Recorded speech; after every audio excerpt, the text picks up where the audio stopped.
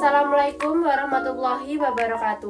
Perkenalkan, nama saya Cindy Putri Maharani dari Prodi Pendidikan Ekonomi semester 5 dari Universitas PGRI Madiun. Di sini saya akan menjelaskan materi tentang distribusi pendapatan dan kemiskinan. Kalian udah tahu apa belum distribusi pendapatan dan kemiskinan itu apa? Kalau belum, simak video ini baik-baik ya. Distribusi pendapatan dan kemiskinan. Distribusi pendapatan adalah cara pendapatan total suatu negara dibagi di antara seluruh penduduknya. Tujuannya untuk melihat apakah pendapatan tersebar merata atau tidak merata. Ada dua jenis distribusi pendapatan. Yang pertama, ada distribusi personal atau individual distribution, melihat bagaimana pendapatan diterima oleh individu atau rumah tangga. Contohnya, 20% penduduk terkaya menguasai 50% pendapatan nasional. Yang kedua, ada distribusi fungsional atau functional distribution, melihat pendapatan berdasarkan faktor produksi seperti upah, sewa, bunga, dan laba. Misalnya, seberapa besar porsi pendapatan yang diterima pekerja dibanding pemilik modal. Cara untuk mengukur distribusi pendapatan dengan menggunakan alat ukur yang biasa digunakan. Yang pertama ada kurva Lorenz, diagram yang menunjukkan perbandingan antara persentase kumulatif penduduk dengan persentase kumulatif pendapatan. Semakin melengkung menjauhi garis diagonal, semakin timpang distribusinya. Yang kedua ada koefisien Gini, mengukur ketimpangan pendapatan dari angka 0 sampai 1. 0 sama dengan pemerataan sempurna dan 1 sama dengan ketimpangan sempurna. Negara berkembang biasanya memiliki koefisien Gini lebih tinggi. Ada faktor-faktor penyebab ketimpangan pendapatan.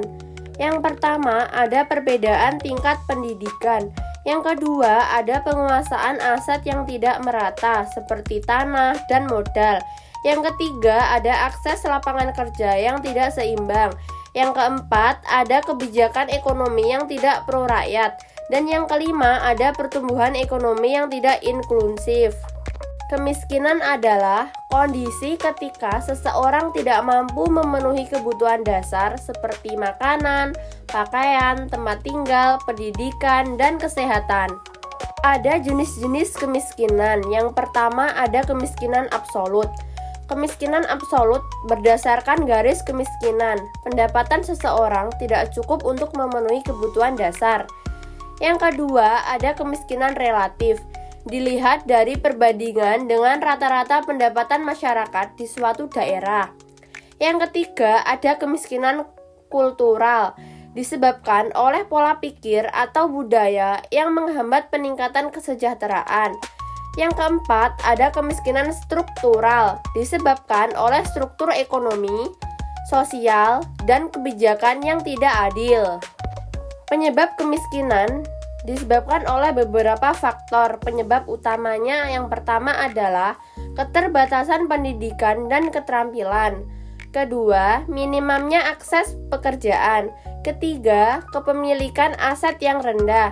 Keempat, kualitas kesehatan yang buruk. Kelima, kebijakan pemerintah yang kurang efektif. Keenam, kondisi geografis atau daerah terpencil. Dan yang terakhir, ada ketimpangan sosial dan diskriminasi.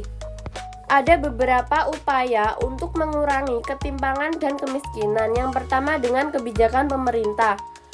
Pendidikan gratis atau subsidi besar. Program kesehatan universal, bantuan sosial seperti BLT, PKH, subsidi pangan, pajak progresif, dan yang terakhir pembangunan infrastruktur merata hingga desa. Selanjutnya ada pemberdayaan masyarakat melalui pelatihan kerja dan UMKM, akses permodalan seperti KUR dan koperasi, program desa mandiri. Dan ada juga pertumbuhan ekonomi inklusif seperti industri padat karya, meningkatkan investasi di sektor yang menyerap banyak tenaga kerja. Halo teman-teman, jangan lupa gabung di Prodi Pendidikan Ekonomi Universitas PGRI Madiun ya.